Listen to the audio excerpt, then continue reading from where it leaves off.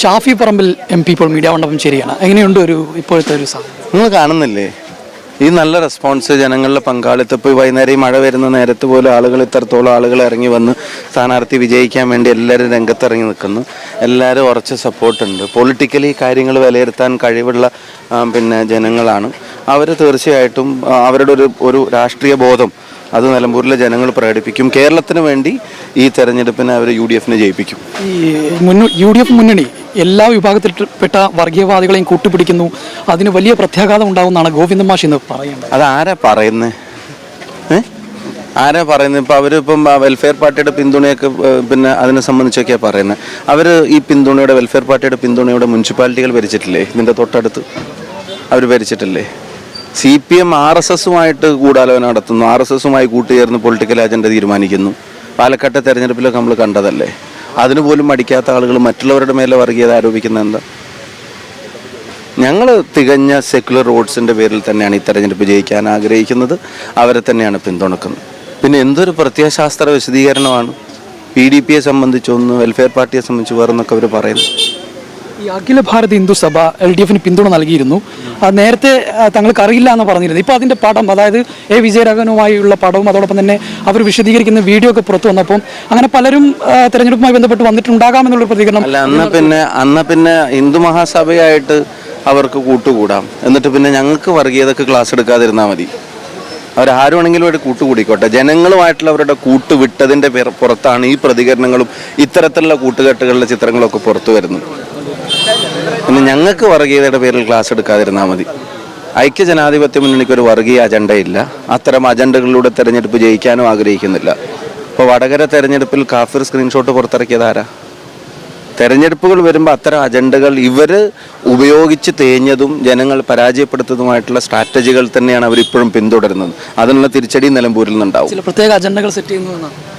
അത് ഞാൻ പറഞ്ഞ കഴിഞ്ഞ തെരഞ്ഞെടുപ്പുകളിലൊക്കെ അത് ഉണ്ടായിട്ടുണ്ട്. ഇപ്പോൾ ഈ തെരഞ്ഞെടുപ്പിലും പല കള്ളപ്രചാരണങ്ങളും തുടക്കത്തിൽ ഇപ്പോൾ തങ്ങൾ കുടുംബം ബഹിഷ്കരിക്കുന്നു എന്ന് പറഞ്ഞിട്ടുള്ള പ്രചാരണങ്ങൾ അവരും കൂട്ടുപിടിച്ച് നിങ്ങൾ കണ്ടതാണ്. എന്നിട്ടിപ്പോൾ എന്തായി? അപ്പോൾ ഇതിങ്ങനെ അവർക്ക് യാഥാർത്ഥ്യങ്ങൾ പറഞ്ഞിട്ടും ജനങ്ങളുടെ മുമ്പിൽ ഗവൺമെൻറ്റിനെ പറ്റി പറഞ്ഞിട്ടും ഒന്നും വോട്ട് ചോദിക്കാൻ കഴിയില്ല.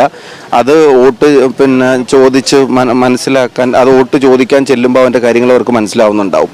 അപ്പോൾ അതുകൊണ്ടാണ് ഇത്തരത്തിലുള്ള പ്രചരണങ്ങളിൽ കൂട്ടുപിടിക്കേണ്ടി വരുന്നത്. നിലമ്പൂരിനെ സംബന്ധിച്ചിടത്തോളം UDF വലിയ ഭൂരിപക്ഷത്തിൽ വിജയിക്കുന്നുണ്ട്. അതിൽ ഞാൻ ഗ്രൗണ്ട് പറയുന്ന അതാണ്. ഗ്രൗണ്ടിലെ ജനങ്ങളുടെ റെസ്പോൺസ് അതാണ്. ഞങ്ങൾക്ക് കിട്ടുന്ന ഫീഡ്ബാക്ക് അതാണ്. ആളുകളുടെ ഇടയിലേക്ക് ഇറങ്ങുമ്പോൾ ഞങ്ങളെ സംബന്ധിച്ചിടത്തോളം വളരെ പോസിറ്റീവായിട്ടുള്ള റെസ്പോൺസാണ് ജനങ്ങളിൽ നിന്ന് കിട്ടുന്നത്. അതായത് ഇപ്പം ഇവിടുത്തെ തെരഞ്ഞെടുപ്പിൻ്റെ ഒരു പ്രത്യേകത നമുക്കറിയാം. ഒരു MLA രാജിവെച്ചു, പിന്നീട് ഉണ്ടായൊരു മത്സരമാണ്. പക്ഷെ ആ MLA ഇപ്പോഴും ex-MLA ഈ മത്സരരംഗത്തുണ്ട്. അത് ഏതെങ്കിലും തരത്തിൽ UDF ഇതിന്റെ ഫോക്കസ് എന്താ? ഇതൊരു പൊളിറ്റിക്കൽ ഫൈറ്റ് ആണ്. UDF-ഉം LDF-ഉം തമ്മിൽ നടക്കുന്ന മത്സരമാണ്. ഈ ഗവൺമെന്റിനെതിരായി ചിന്തിക്കുന്ന ജനങ്ങൾ വോട്ട് ചെയ്യാൻ ആഗ്രഹിക്കുന്ന തെരഞ്ഞെടുപ്പാണ്. ആ വോട്ട് എവിടെ ചെയ്താലാണ് അവർ പരാജയപ്പെടുക, എവിടെ ചെയ്താലാണ് ആർക്കാ ജയിക്കാൻ പറ്റുക എന്നുള്ളത് കൃത്യമായി മനസ്സിലാക്കാൻ നിലമ്പൂരിലെ ജനങ്ങൾക്ക് കഴിയില്ലേ? പിന്നെ തെരഞ്ഞെടുപ്പ് ഞങ്ങൾ അടിച്ചേൽപ്പിച്ചതല്ലല്ലോ. ഇടതുപക്ഷത്തിൻ്റെ ഭാഗമായിട്ടിരുന്ന ആളുകൾ അവിടെ ജയിച്ച ഒരാൾ അങ്ങനെ രാജിവെച്ചു പോയി. ഞങ്ങൾക്ക് ജനങ്ങളോട് പറയാൻ കറണ്ട് പൊളിറ്റിക്സിൻ്റെ ഈ ഗവൺമെൻറ്റിൻ്റെ ജനവിരുദ്ധ നയങ്ങൾ, ഇവിടെ ഉണ്ടായത് ഉൾപ്പെടെയുള്ള സംഭവവികാസങ്ങൾ, ഇവിടുത്തെ മലയോര കർഷകൻ്റെ വേദന, ഇവിടുത്തെ ആദിവാസികളുടെ പ്രയാസങ്ങൾ, ഇവിടുത്തെ ഗവൺമെൻറ് കോളേജുമായിട്ട് ബന്ധപ്പെട്ട സാധനങ്ങൾ, KSRTC-യുമായിട്ട് ബന്ധപ്പെട്ട പ്രശ്നങ്ങൾ, ഇവിടുത്തെ ബൈപ്പാസുമായിട്ട് ബന്ധപ്പെട്ട പ്രശ്നങ്ങൾ, ഇവിടെ തന്നെ ഒരു 100 പ്രശ്നം കേരളത്തിൽ മൊത്തം ആശാവർക്കർമാരുടെ കാര്യത്തിൽ ഉൾപ്പെടെ, സ്കൂൾ പാചക തൊഴിലാളികളുടെ കാര്യത്തിൽ ഉൾപ്പെടെ ഉണ്ടാക്കിക്കൊണ്ടിരിക്കുന്ന ഒരുപാട് പ്രയാസങ്ങൾ ജനങ്ങളോട് ഞങ്ങൾക്ക് പറയാനില്ല. അപ്പോൾ ആ പ്രയാസങ്ങൾക്ക് പരിഹാരം കണ്ടെത്താൻ ജനങ്ങൾ ചെയ്യേണ്ടത് എന്താണെന്ന് അവർക്ക് അറിഞ്ഞൂടെ. ആർക്ക് വോട്ട് ചെയ്താൽ അതിന് പരിഹാരം ഉണ്ടാവുക? അല്ല, ഈ ജനതയുടെ മുമ്പിൽ അവരെ LDF-നെ പരാജയപ്പെടുത്താൻ ആർക്ക് വോട്ട് ചെയ്താലേ സാധിക്കുകയുള്ളൂ എന്നുള്ളത് കൃത്യമായിട്ട് ഇവിടുത്തെ ജനങ്ങൾ അവർ നോക്കിയാൽ കാണില്ലേ? ആരെ ജയിക്കുക? അവരെ പരാജയപ്പെടുത്തി ആർക്ക് അവിടെ ജയിക്കാൻ കഴിയുക? ആ UDF-നല്ലേ. അപ്പോൾ അവരുടെ വോട്ട് പാഴായി പോവാതിരിക്കാൻ, അവരുടെ വോട്ട് ഒരു പ്രതിഷേധം രേഖപ്പെടുത്താനാണെങ്കിൽ അതൊരു വെറുത്തായി മാറാൻ UDF-ന് വോട്ട് ചെയ്താലല്ലേ പറ്റുള്ളൂ. ജനങ്ങൾ വിലയിരുത്തൂലേ അത്? സർക്കാരിനെതിരെയുള്ള ഒരു ഉറപ്പായിട്ടും ആവണമല്ലോ. അങ്ങനെയാണല്ലോ നാട്ടിലെ സാഹചര്യങ്ങൾ. ഒരു മന്ത്രിയുടെ പ്രതികരണം നിങ്ങൾ കണ്ടതല്ലേ? പിന്നെ മാറ്റി പറഞ്ഞെങ്കിലും ഒരു 15 വയസ്സുകാരൻ മരിച്ചപ്പോൾ ഞാൻ ചോദിക്കുന്നു, ഇത്ര ഒരു മരണം ഉണ്ടായ നാട്ടിൽ പ്രതിഷേധം ഉണ്ടാവില്ലേ? ഈ വന്യജീവി ആക്രമണങ്ങളിൽ ആളുകൾ സ്വാഭാവികമായിട്ട് പ്രതിഷേധം എത്രയോ ഇടങ്ങളിൽ ആളുകൾ നടത്താറില്ലേ? ഇപ്പോൾ ഒരു ഷോക്ക് തട്ടി വന്യജീവി ആക്രമണം പിന്നെ ഇതിൻ്റെ പേരിൽ കറണ്ട് കമ്പി വലിച്ച് ഷോക്ക് അടിച്ച് ഒരു ആൾ മരിച്ച ജനങ്ങൾക്ക് പ്രതിഷേധം ഉണ്ടാവില്ലേ? 15 വയസ്സുള്ള ഒരു കുട്ടിയല്ലേ മരിക്കുന്നത്? ഇനി അതും വേണ്ട. KSUBക്കാർക്ക് മുമ്പേ പിന്നെ ഇത് കൊടുത്തിട്ടുണ്ടെന്നല്ലേ പറയുന്നത് പരാതി. ആ വീട്ടുകാർ തന്നെ പറയുന്നത് നിങ്ങൾ ഉൾപ്പെടെ സംപ്രേഷണം ചെയ്തില്ലേ?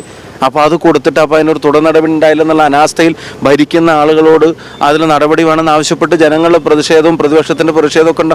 അതിനിങ്ങനെ അസ്വസ്ഥതപ്പെട്ടിട്ട് ഇത് പിന്നെ രാഷ്ട്രീയ കൊലപാതകത്തിൻ്റെ പിന്നിൽ തെരഞ്ഞെടുപ്പിൻ്റെ അജണ്ട ഉണ്ടെന്നൊക്കെ ഒരു ഉത്തരവാദിത്തപ്പെട്ട മന്ത്രി പറയുമ്പോൾ ഒരു നിമിഷം ആ പദവിയിൽ തുടരാൻ മന്ത്രി അർഹനല്ല.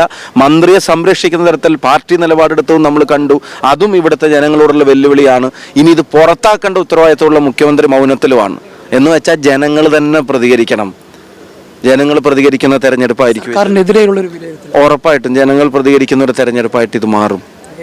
വലിയ വിജയത്തിൽ വിജയിക്കുന്നുള്ള ആത്മവിശ്വാസത്തിലാണ്. അമിതമായ ആത്മവിശ്വാസമില്ല. KPC പ്രസിഡന്റ് പറഞ്ഞ പോലെ മതിയായ ആത്മവിശ്വാസം. ബാക്കിവരൊക്കെ പണിയെടുത്തും കൂടെ നേടേണ്ടതാ. അധ്വാനിച്ചിട്ട് തന്നെ ഞങ്ങൾ ജയിക്കും. തീർച്ചയായിട്ടും UDF സ്ഥാനാർത്ഥി അരടൻ ഷൗക്കത്ത് വലിയ ഭൂരിപക്ഷത്തിൽ വിജയിക്കുമെന്ന ആത്മവിശ്വാസമാണ് ഷാഫി പറമ്പിൽ ഇപ്പോൾ നമ്മോട് പങ്കുവച്ചിരിക്കുന്നത്. ഷാനു നെട്ടിക്കൊളുത്തിനൊപ്പം ജംഷീർ കൊടിഞ്ഞി, ടീം മീഡിയ 1, നിലമ്പൂർ.